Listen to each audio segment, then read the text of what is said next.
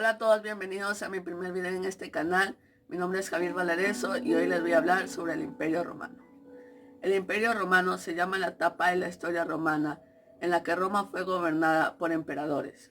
Estos implantaron el gobierno absoluto, concentrado en una persona todos los poderes: político, administrativo, religioso y militar.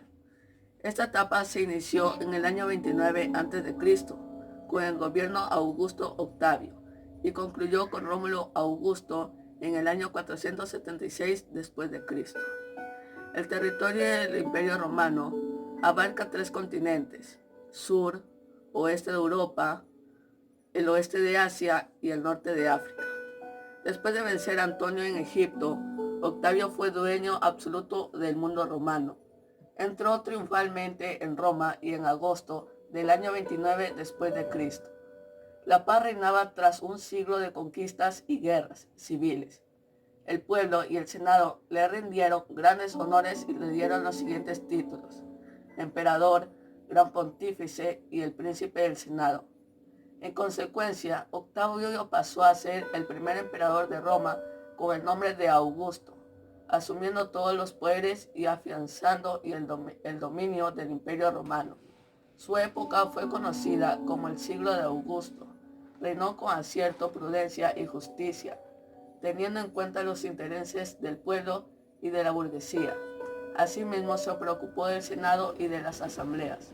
Augusto emprendió la gran tarea de reorganizar el Imperio Romano, introduciendo grandes reformas. La reforma política. El emperador era la máxima autoridad política, religiosa y militar en el Imperio Romano. El Senado le concedió todas las atribuciones y atacaba las órdenes del emperador.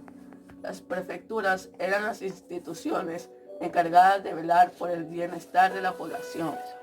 La reforma social.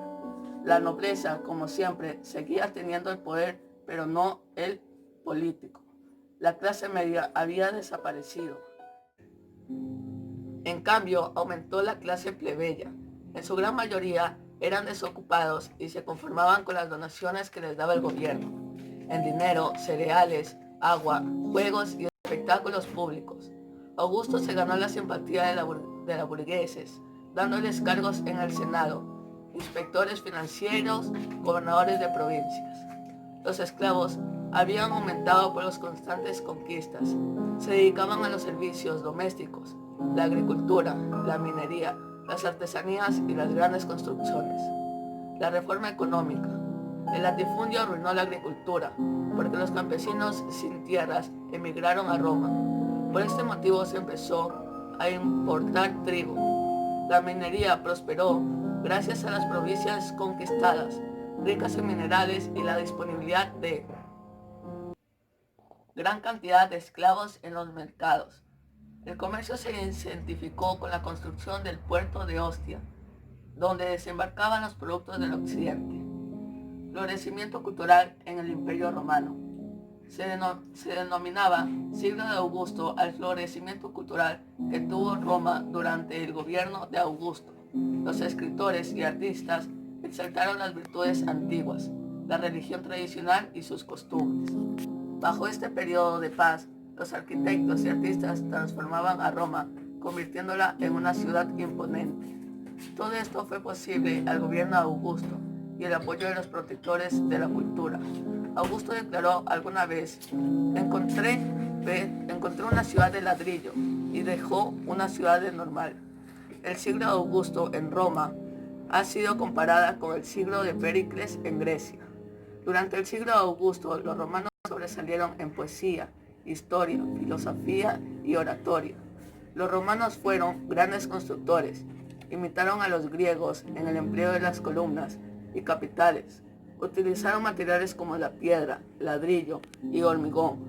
Con estos elementos los romanos construyeron edificios más elevados y armoniosos que los griegos, construyendo templos, teatros, palacios, columnas conmemorativas, circos, basílicas, entre otros. Los romanos tuvieron una religión semejante a los dos griegos, caracterizada por politeísta y antropomórfico. Sus dioses eran muchos y representaban fenómenos naturales como también actividades humanas. Se las representaban con figuras humanas. Los sacerdotes celebraban el culto a los dioses en nombre de la ciudad. A cada dios se le destinó un templo con sacerdotes particulares. Sus principales dioses fueron Júpiter, dios del cielo y de los fenómenos celestes; Marte, dios del ejército; Juno, dios de las puertas de la ciudad y de las bienvenidas; Juno, dios protectora de las madres; Ceres, diosa de la cosecha; Diana, diosa de la naturaleza salvaje y de la caza; Minerva, diosa de la inteligencia y de la técnica; Mercurio, dios del comercio; Venus, dios de la belleza, fecundidad y el amor; Vulcano, dios del fuego, los metales y de los herreros; Neptuno, dios del mar. Caída del Imperio Romano. El Imperio Romano empezó su decadencia a partir del tercer siglo después de Cristo, padeciendo una larga y penosa agonía por la incapacidad de sus emperadores. Estos no supieron controlar la crisis interna y tampoco pudieron detener las invasiones de los bárbaros. Tuvo su origen en la mala gestión de los gobernantes, corrupción de los funcionarios y la ambición de los generales, los cuales destacaron las guerras civiles por más de un siglo. En estas condiciones el ejército se tornó poderoso y ambicioso, eligiendo como emperadores a sus generales y después de un tiempo los asesinaban. Otra causa fueron las persecuciones de los emperadores contra los cristianos y la crisis social y económica. Bueno, esto fue todo por el video de hoy. Espero les haya gustado el video y hayan aprendido un poco de la historia romana. No olviden dejar su like y comentar qué fue lo que más les gustó de este video. Chao.